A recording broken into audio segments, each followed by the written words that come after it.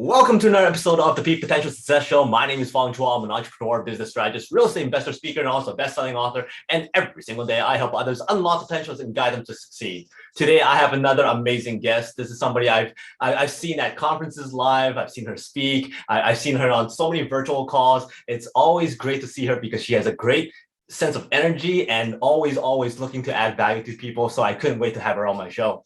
She loves helping entrepreneurs work on their business and not drown in their business. That's one of her specialties. She has 15 years plus of experience in consulting, in training, customer service, accounting, training, project management, and also pre-sales. She has worked with some of the biggest names out there like Siemens and also DHL. Also all over the world, she's working in Russia and Indonesia, US. So she's very well known and has done a lot of great stuff for a lot of different people and companies. And she loves helping businesses bring their ideas to reality and strategies to implementation. So please welcome CEO, co-founder of Work on Your Business, Mona Tenjo. Thank you so much, Fong. It's great to be here. Thanks for the invitation. Well, thanks for being here. I know you have a busy schedule and you're all around the world. So thank you for being on this call. And I'm very excited. So first of all, please share with us why business and how did you get to this stage of your life? Well, actually, I never wanted to have my own business, to be very honest, in the first place, because my parents went totally broke with that, And so I was like, no, it has to be safe. It has to be a job.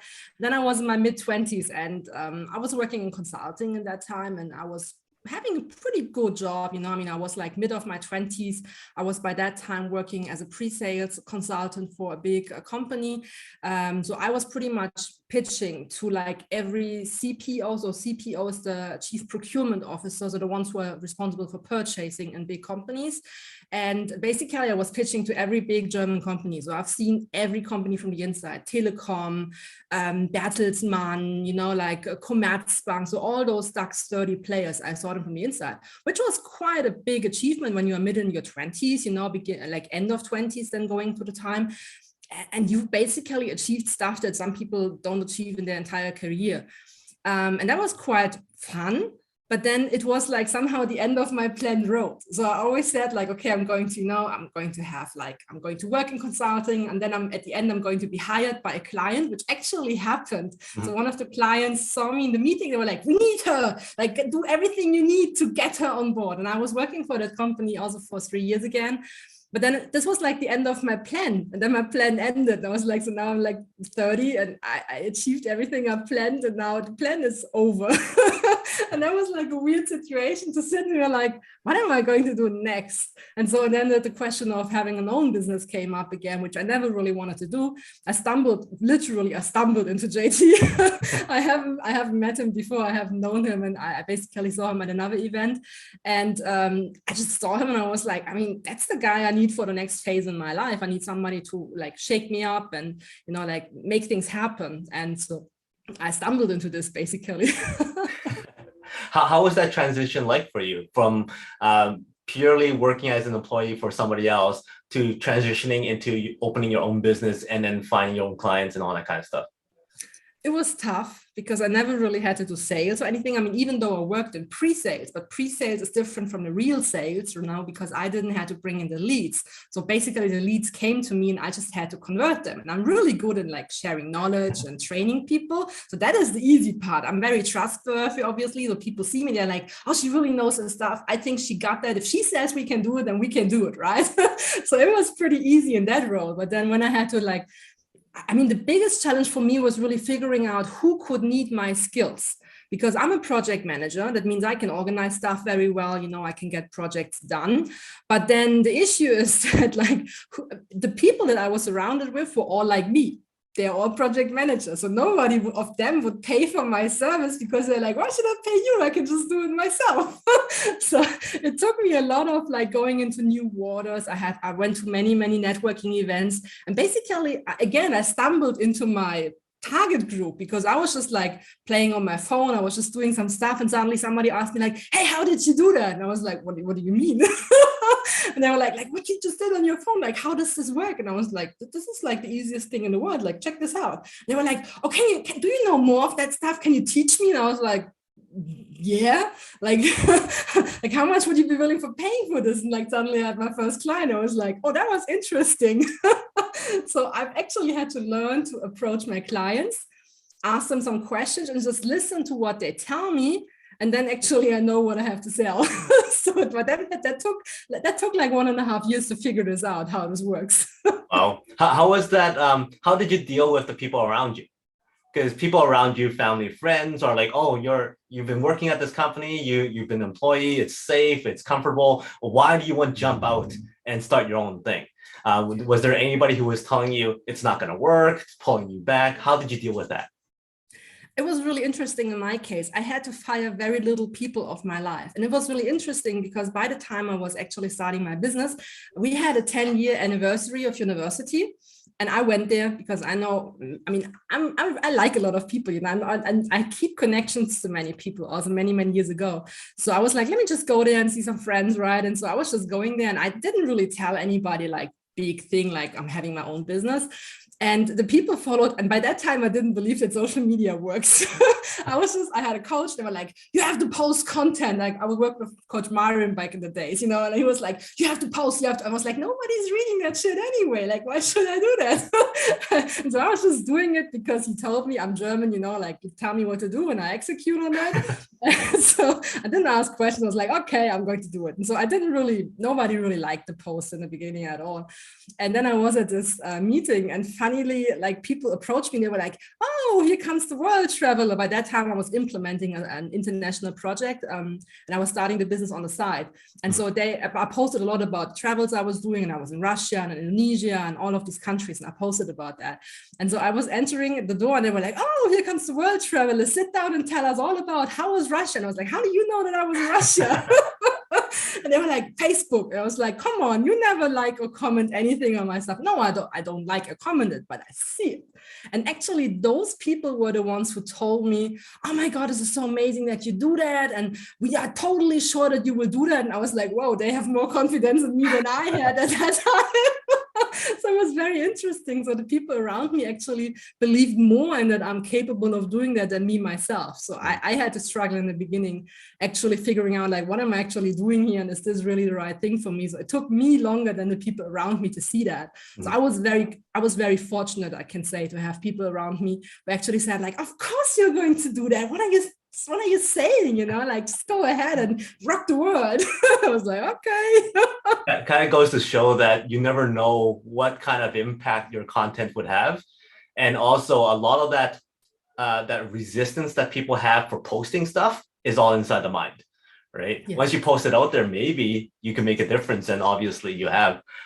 So one of the things that you're really, really good at is helping people get out of their business and work on their business. Yeah. What have you found that's very common that people do that makes them fall into that drowning position of being in their business? Yeah. I mean, this is a trap we all face. So I'm not free of that at all. So we all face this issue once in a while. And I mean, this is why I also work with coaches who are constantly telling me like, what are you doing? Because we all fall into traps, right? In theory, we know what we have to do. In theory, we know we have to build relationships, you know, we have to get sales in, we have to look at our numbers. We all know this in theory, you know, but when it comes to doing, I mean, what was the first place or the reason why we started a business? Because we have a certain skill set and we are pretty good in that skill set. So I'm a project manager. So I'm really good at this, you know, and I love technology. So I love playing around with systems and like click, click doesn't work. Hold on a second, once more, click, click doesn't work. That's a bug. So I'm really good at such things. You know, this is what earned me a lot of money in the last years. However, as the business grows, I'm not supposed to do these tasks anymore. So I keep catching myself sometimes because I love doing it. Sometimes I'm like, click, click. Then my brother's calling me. He's like, what the hell are you doing? You have a team for that. And I was like, oh, sorry. So I think the biggest thing you have to learn is that you have a team, or you should have a team at one point in time, and that team actually wants to work. They're looking for work. They want to help you, you know, they want to also develop their own skills. So if you do the work for them, you're not doing them any good. Actually, you're taking away their fun, and this is not really smart, right? So, and that's something that people have to learn on the one hand, to find the right people. And then also, of course, to hand not only the task, but also the responsibility that comes with it over to these people and let them do their job, because that's what you hire them for. And I think this is where many people slip, because they are like, yeah, but they're not doing it as good as me. Yeah, but even if they do 80%, it's freeing up time from the stuff that you do. And I mean, my team surprises me regularly. Sometimes they're doing things where I was like, are you really finished with this task? This was super fast. And they found a way where I was like, I would have taken an entire day for that. And they did it in 2 hours. So like, why should I stand in the way of my own team doing great things, right? And I think this is where many people are afraid of letting go, because they think like, it's my expertise. If I'm letting somebody else do that, then what am I still there? What's my job in the business if everybody else is doing my job? Yeah, but that's when where you have to change. You have a different role when you're an entrepreneur and you have people working for you. So you need to focus on different tasks. And we keep slipping back to these old tasks because we're good at them. That's the only reason. And it kind of goes to show that people sometimes underestimate what their team members can do, right? Yes. If you let them take charge and you let them empower them with a task, they could surprise you, right? If you let them make decisions, if you let them do certain things, they might do stuff that's above and beyond what you expect, and sometimes better than yourself. And you never know unless you actually do that. So for people who are, let's say, starting out, they're thinking about getting a team, they're thinking about adding another member or hiring a VA or something like that. At what stages do you believe they should grow? Like they go, okay, you're making this much money or you have this much task. That is the breaking point where you need to hire somebody. And then where do you go from there? Actually, and this is a big mistake I did in the beginning, I hired way too late. I was waiting until I earned a certain amount of money, but then once I hired a person, I realized like, gosh, I should have done that already a year before because they immediately free up time from you, and I mean, a virtual assistant costs a fraction of what you cost, I mean, there are great, talented people in this world who are looking to work, for them, what they earn in a month is a fraction of what you need. And usually, I mean, I'm located in Germany, like my team many of them are located in the Philippines, like the living standard is very different over there. So for them, 300-400 euros is a lot of money, they can finance their entire family with that. And they want to, they want to work. They have a very good education and they are ready to work, And I mean, in the beginning, I was also having this mindset of like, yeah, but then if I have to hire somebody, I have to pay that person. Consider that a virtual assistant is like a contractor. That means they only get paid for what they do. So if you don't have so much to do, well, I mean, of course, you have to agree that with the people, right, to give them also some stability and planning. But if you know that you're in a startup phase, just communicate very openly. Hey, I cannot guarantee you 40 hours a week, right? Let's start with 5 hours a week. And maybe there's like a little bit upside, if there's more coming in, just be very transparent. And just give them also the opportunity of where do you share your vision, where you want to develop the company, and be really clear about what you need a person for. The first person you should hire, somebody that should be opposite from you. And that usually holds some challenges because that's not the most easiest getting along person usually, but that's the one that adds the most value because they start challenging your thinking because they are thinking very differently from you. So they actually, my assistant, my first one that I hired, for example, she's very lazy in a sense, not in a bad sense. So she's very smart, super smart, but she knows always how to find a shortcut. Now I'm German, I don't take shortcuts. I always take the full road, So the good thing about her is like, I give her tasks and she finds shortcuts where I'm like, that was really good. I would have not even looked for that. And she found it, so it was a really good compliment in terms of like, she's also graphically much more sophisticated than I am because like, I have no eye for aesthetics, right? So I need a team to do that. Like, I don't know, for me, everything is good. As long as it's aligned and it doesn't jump around, I'm okay with that. Then my team's like, no, this is ugly. I was like, okay, go ahead. So the first one should be opposite from you. And the person should take the tasks that you are worse at. So for me, it was graphic design. I don't know how to do that shit, So the first person I hired was somebody who's able to do that. And then from there, you continue looking for what else. So then it was going into accounting support, Look at the tasks that take most of your time and you hate doing them. That's where you start. That's the first chunk you delegate off, and then of course you have to look at if it is like the same skill profile. So if I hire a graphic designer, that person should please not do your accounting please don't. It doesn't work. They have different skill sets. So then you should rather get two, you know. But start with one and you will see how fast you free up time. And once you see how much time you actually have freed up, then you can actually see the benefit it has for you, and you will not stop anymore. And you will just start looking for the next hire and always keep hiring. Look for good people. And when you find good talent, you will find work for them. Don't worry. So in general, is there an area that you search for VAs? At the moment, in general? Or? Like for instance, like if somebody wanted to find a VA, where would they go? I mean, there are services, so it depends on how much time you want to invest in yourself. So of course, first of all, you could ask your network, how did they find people, right? That's the first step I would go. Secondly, there are agencies who actually help us. So I started hiring my first VAs via an agency in the Philippines that was recommended by me. To me, and then basically they were doing all the hiring process. So I basically just sent my profile. I said, this is what I'm looking for. Then they basically also gave me feedback like, okay, that's a good profile, or you should maybe split this into 2 profiles or so. Or then they also gave an estimation how easy it will be to find a person for that. And then basically they are looking in their database, and they are also recruiting actively. They have a ton of checks they go through, like they call it a lunatics check, for example, where they look at Facebook profiles and see, is this a real person, you know, what are they posting about and such stuff. But then they also make IQ tests and skill tests and, you know, all of that stuff. They test like the net worth, the bandwidth of the internet connection, such type of things, because if they work virtually, obviously they have to have the equipment to work. So they are checking all of that, you know, and they're looking for like, you know, references and IDs and such stuff. So that the people that are recommended to me basically are pre-screened, and I just look at, are they the right fit for the job? So if you work internationally, or if you hire internationally and you want to do it yourself, I mean, just be aware of certain, you know, basic checks you want to run with people if you don't know them personally, right?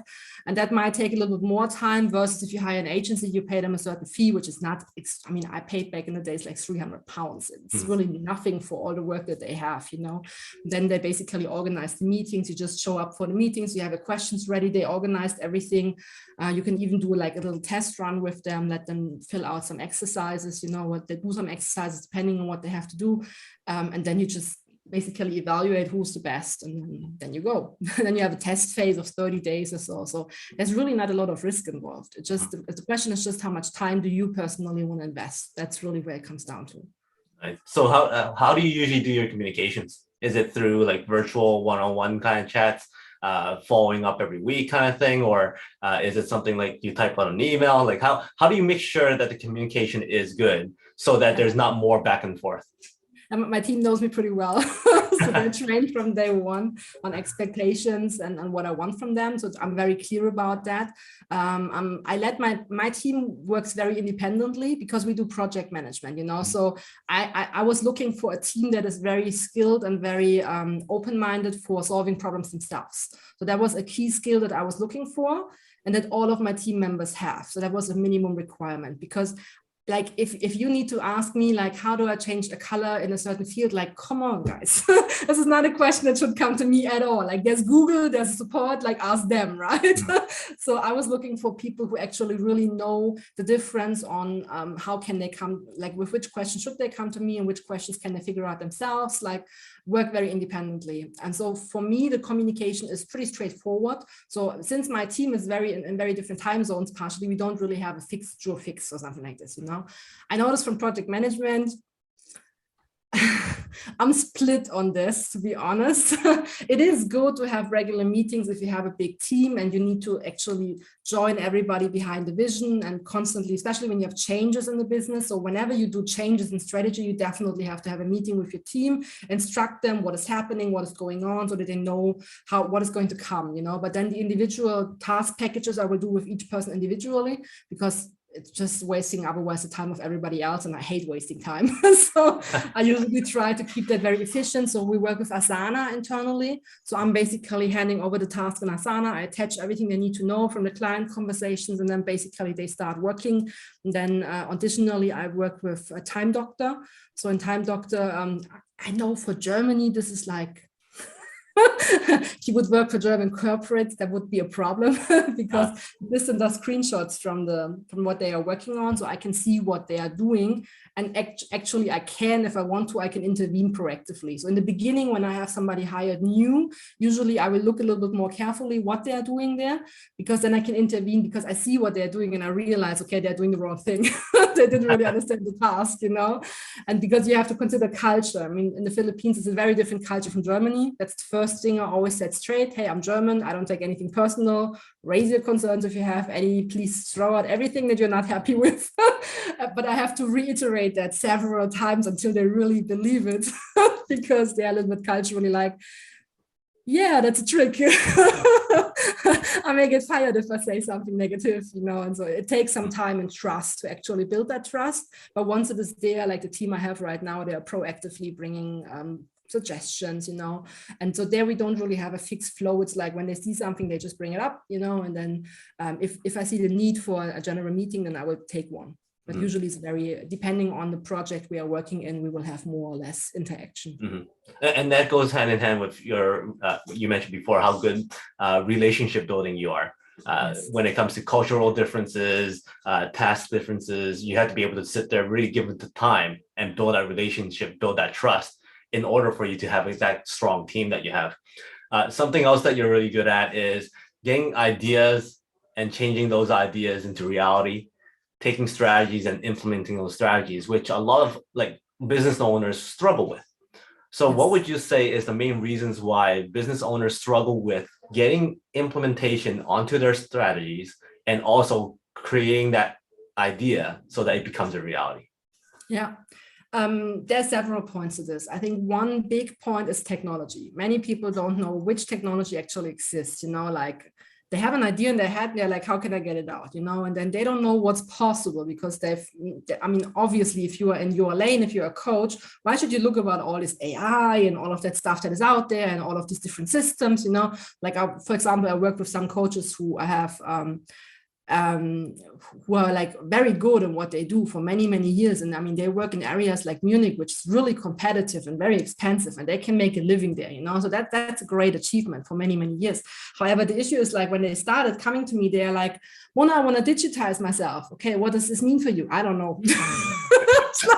Okay, now we have some work to do, because like this is not how I can work, right? So sometimes you have this idea, you hear like, hey, we have to digitize, you know, and then you're like, okay, well, what does this actually mean for you? I don't know. I'm not good in technology. So we started basically, and basically I looked at what they have. And for example, I saw in that case that they had a software provider who was building their website. And like, I wanted to just add a very simple landing page, nothing really sophisticated. And it took like weeks to get this done because the provider was not responsive. They had a super strange template. And I was like, what the fuck? Like, take this header away. I don't need a header on the landing page. Like, why should we take the header away? Like, you do know marketing, right? Like online marketing, like no link too much, right? One button to press, nothing more, right? And they were like, oh, interesting. I was like, oh my God, you guys are selling online marketing. Are you kidding me? So like, and I mean, the client would have never known like what's the standard, you know, what is possible in technology. So I look at this and I was like, this has to go. And they're like, this doesn't work. It will work. We just have to ask the right person. And then it continues, like, then you have a system and you have a provider, and then you're getting stuck. So that happens often. Like you get to a certain point and you get stuck. You realize like, oh, I think I messed something up on the way. Maybe I didn't know all the things I had to know to actually implement it correctly. Like fields are missing, you know. Then you are like, okay, do I have to now go back all the way? Or is there a way to somehow fix it in between, you know?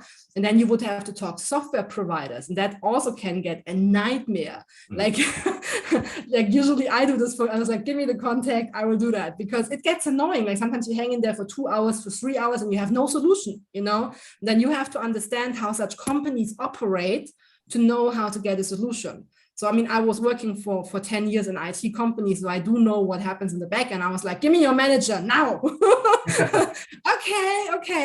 I found a colleague. Oh, now you found a colleague. Interesting. So you have to know how such companies operate and with what is the first level support? What can you expect from them, right? How do you have to explain them the problem so they can actually help you? Many people have an issue communicating what they want from another person. They're like, yeah, I have a problem. Awesome. Like, you have to be a bit more specific. They can't answer it like, I have a problem. Like, awesome. Like, what is it? So the more information you give in the first step, the faster you get a solution, right? So it has those many things. So first, not being able to actually formulate an idea, right? Then it goes to, how can I implement it? Which technology exists? Which one is the right one for me? You know, like what can my people work with at the end? What if I have already something and I have to integrate that into that stuff? Like, will this match in the end, you know, or will this be the total mess? Then it goes to, okay, now we are on the project, and now several things come, the support stuff. But then another point internally, what happens is priority gets lost. You have your everyday business. It takes time. Maybe you have a peak time and many things come in and you're like, project? Which project? It's downhill. And nobody took care of it because they're like, I don't have time for that. You know, so if you have your own staff working on that, it can happen that they have other priorities, and that's very natural, right? So then you lose track of it. And then, of course, it's like, okay, the last 5% are always the hardest.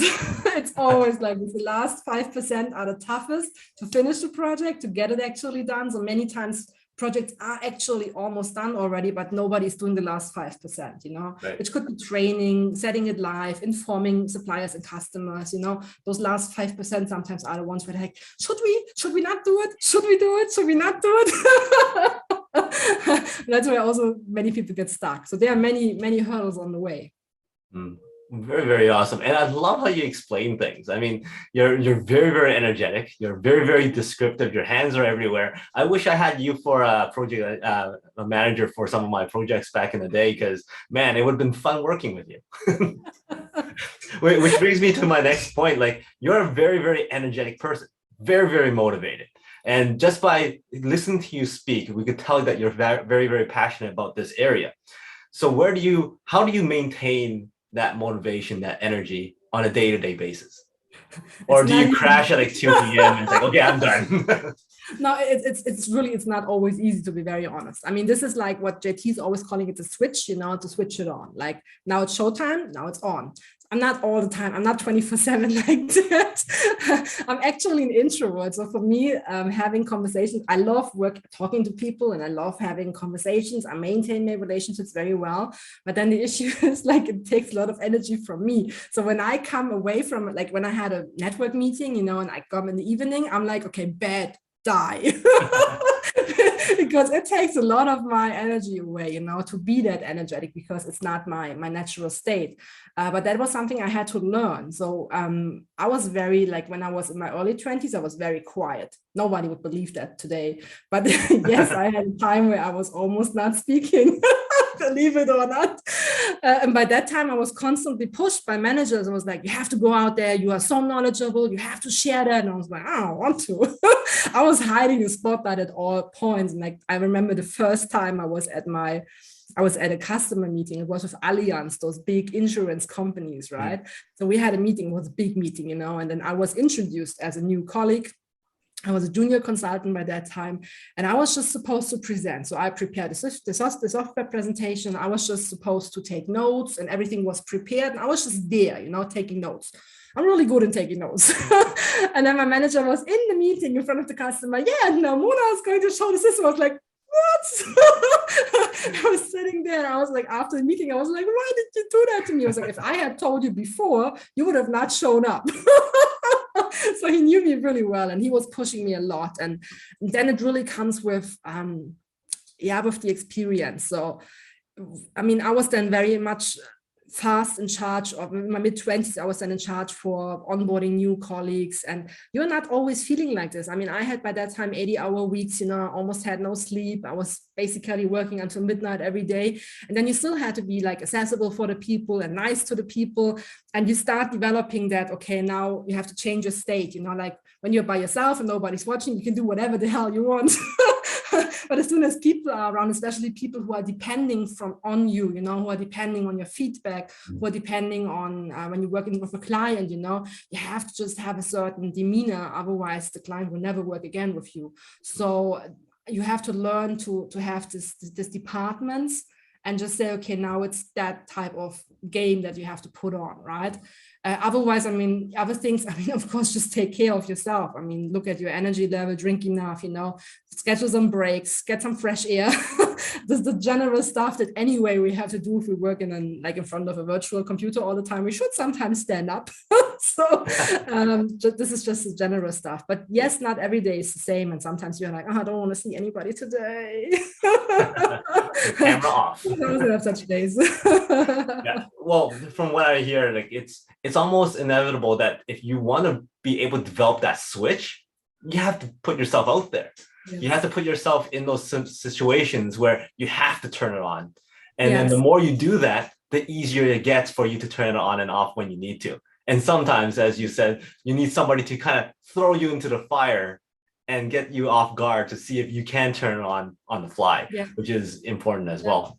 And it's not an easy transformation, guys. I mean, I had tough discussions with my manager because I was not always like that nice, you know, like in that time when I was super stressed and I was like really, really focused, like I was barking at people and I was like, get away, like I need to do my stuff. Because what happened was everybody was putting their work on my desk and then they went home at 6 p.m. and I was working until midnight. I was like, this is not going to work that way, you know. And so I was like really aggressive by that time. And my manager said, you cannot be like that because people are afraid talking to you. And I was like, excuse me, daily service. And he was like, that's no excuse.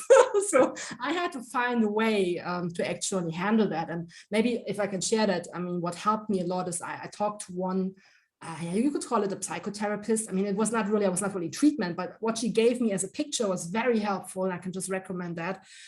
So I was like, she was saying like, the reason why you react that tough is because you don't have a defense mechanism.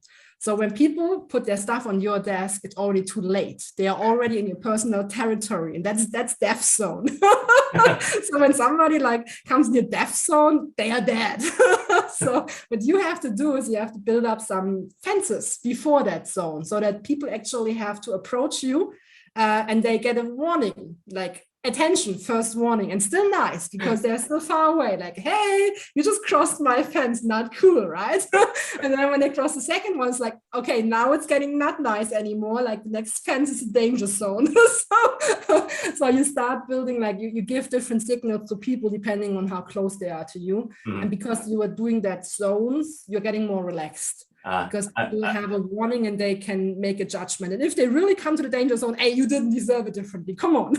You had 3 warnings. I'm envisioning these zones.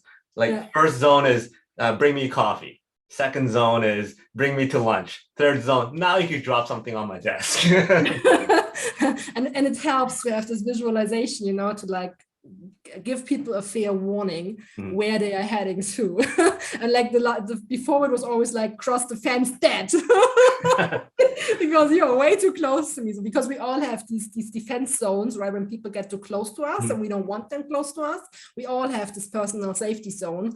And when people cross that zone, we feel personally attacked. And then our reaction usually is very emotional. And it was by that time, I was mid-20, I was very emotional. I was like, get away! I don't want to see you anymore. They're like, that's not working like this. I was like, but what else shall I do? I was like, fix it. And so then I had to find a way to fix that. And that picture actually helped me mentally a lot because it puts things into a picture. And I think that picture worked for me very well. Well, I like how you continually find ways to improve and grow. Right? You get thrown into situations where you have to be able to turn on the switch, turn off the switch, whatever it is, have that energy. And then you realize, wait a minute, I could do better. So then you find other areas to improve. Now, you've worked with many different people. A lot of other people work with you with regards to your growth and your development. What would you say were some of the most shocking advices that people has given you? The people have given me shocking. It was not really an advice, it was a realization probably. It was like 2020. I mean, you do know JT, obviously. I still know JT from the time when he was very tough. So I had a natural respect of him because, you know, again, I'm German. I follow authorities, right? So when somebody says something, do it. And I remember I was in 2019, I was in in Barcelona. And two things happened there. On the one hand, JT gave me my business name. He was like, this is actually what you do. It's work on your business. And he told me, do the technology pieces. And by that time, I didn't want to do it because I was like, who am I to actually do technology stuff? I'm a consultant. Like, I know how to implement that stuff, but I'm not a tech person. Like, if somebody would ask me about codes and like programming languages, I'm blunt. Like, I don't know, you know? So, and I was like, okay, I was careful for that. And then 1 year later, I had another coaching with JT and two things happened. First of all, I prepared, of course, for the meeting. And part of the preparation was to look, where's my money coming from? And I realized, even though I sold consulting, the reason why the people actually purchased was because of the technology piece. And I was like, oh shit, now I have to do that. Because it was 90%. And I mean, it was the realization, like, you don't have to be a tech expert to implement technology.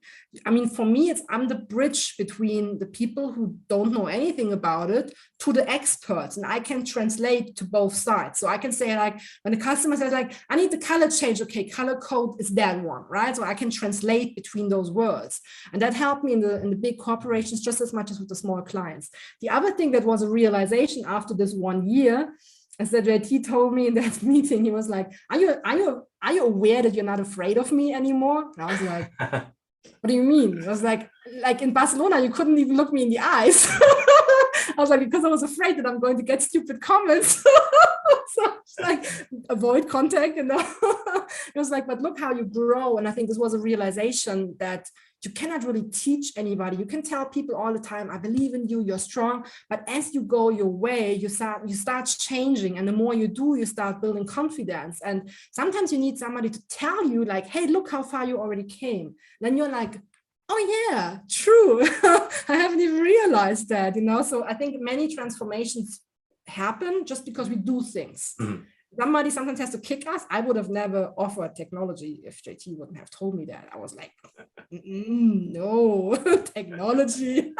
But it's my core business now, you know, and I actually enjoy doing that. So, but I would have never done this myself. So probably that was the most shocking, like, what, I have to do technology now? It doesn't sound very fancy to me. And then again, this feedback in terms of like, how far did you already come, you know? Because we tend to forget this. We work every day. We are a little bit blind to the progress we do. We're just next thing, you know? We never really look back. And I think that's so important in personal growth to see where did you actually start and where are you today? Mm-hmm. And then pull the motivation for the next level. Very fascinating. So that's the shocking advice that you've received. Do technology. And I was like, I want to. If you were put on the world stage, and you had a few minutes to chat about something that you want the entire world to remember Mona for, what is that message that you want to spread to everybody? I think the core message in everything I do is you design your life and you design what time you spend on which elements of your life, you know? So even if you work hard, you can still make time for your family and for other things that are important to you, but you have to schedule that. Like, it doesn't come by itself, right? If you just let it pass, it will just go past. And then, so you are the master of your own business and your own life. And business is a part of life. You can't break it out, right? It's a big, essential part for every entrepreneur. So if you want to have the perfect life, design it. Then break out times for the things that matter for you. If your child is ill, you will make time for that. Whether you like it or not, you will make it a priority because it is a priority in that moment. And same is true with everything else. If you want more health, I mean, then schedule your freaking health and please do it in the morning because in the evening we are all getting lazy in decisions. But whatever you do in the evening is at risk to not being done. So whatever is important, put it in the morning, even if you don't like it. And I think it's really like, don't waste any moment, you know, like don't be old on your deathbed and say like, oh, if I had done that. Don't do that. Like, just do it. Don't wait for it, you know, just start getting it done. And even if it sounds crazy at the moment, you never know which people you will meet on the way. And sometimes it's just one connection that actually opens a door that you have never seen coming. And suddenly you are there and you were like, oh my God, where did that come from? Sometimes things happen, but of course you have to take action to do that. And in order to take action, you have to make time for that at the end of the day. And I think if that's if we have a world where nobody is sitting on his deathbed saying, if I could have, should have, would have done, I think that would be an amazing world if everybody was really living their dreams. Awesome. Well, those are awesome words to live by, and everybody should follow that advice, because it's something that a lot of people regret when it's too late. So take that action and make that move. Now, I've had a lot of fun talking to you. So before I let you go, I got 5 quick questions for you. Give me the first thing that comes to mind. Number 1, you're stranded on a desert island. You get to pick one food to eat for the rest of your life, no consequence. Spaghetti bolognese. Do you have a special talent that not many people know about? A talent. I'm pretty good in judo. So don't attack me. Judo, yeah. Don't attack me. I can beat back. Oh, wow. Dangerous. So when they do get into that zone, they are dead. Yeah, I have sometimes reflected when people are behind me and they're too close to me. They will feel it very fast. It's a reflex. I was trained for that, so I can't help it. You're on The Amazing Race. You rip that clue sheet and it tells you a certain task or event that you need to do. What is that one task or event that would get you to get kicked off of the race? What can you not finish? Is it a food challenge? Is it an extreme sport challenge? What would that challenge be that you won't be able to follow through on? That I won't be able to. So it's something I'm really afraid of doing. Snakes. I don't like snakes. If I have to touch a snake, I'm going to run away. How about if the challenge was to eat a snake? Cooked? No. I'm too German. I only eat what I know. If you had an opportunity to choose an actor or an actress to play your best friend in a movie, who would that be? Probably Johnny Depp. That would be very funny, I guess. Johnny Depp shows up at your door and says, hey, I got casted to play your best friend. And then you go, great. You know what? We're hungry. I'm going to go make you something. What is that special dish that you could prepare? Lasagna. I do a very good lasagna. Very good. Going to have to try that sometime. And last question is, what is success like? But first, give me a number from 1 to 3. 2. 1, 2. So how is success like a calculator? Calculator. So fitting. How is success? I mean, again, you basically, a calculator has numbers from 1 to 0, basically, right? So you have 10 choices. So ideally, you can put on those first 10 choices the most important things that you want to do in your life. And then start adding them up, right? Double down on the things that you want to really make progress on. Then you make 2, 2, 2. Awesome. So that's how a calculator is similar to success. Well, thank you very much for your time. It's been very, very enjoyable. If anybody wants to get in touch with you, what's the best way? You can really find me everywhere. I'm really well Googleable. So you just type in my name, you pretty much stumble over me immediately. LinkedIn probably is currently the one I'm using the most. You can also find me on TikTok.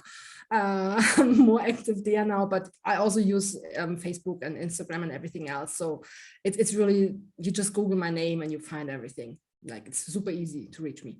All right. So everybody out there, make sure you get connected with Mona. Do you have any final words that you want to share? No, it was a lot of fun. Thank you so much. Well, I like that game at the end a lot. Well, thank you very much again. It was great chatting with you. A lot of fun. You boosted up my day. So thank you for that. And for everybody else, she is Mona. My name is Fong Chua. Until next time, today is the day to lock your peak potential. We'll see you later.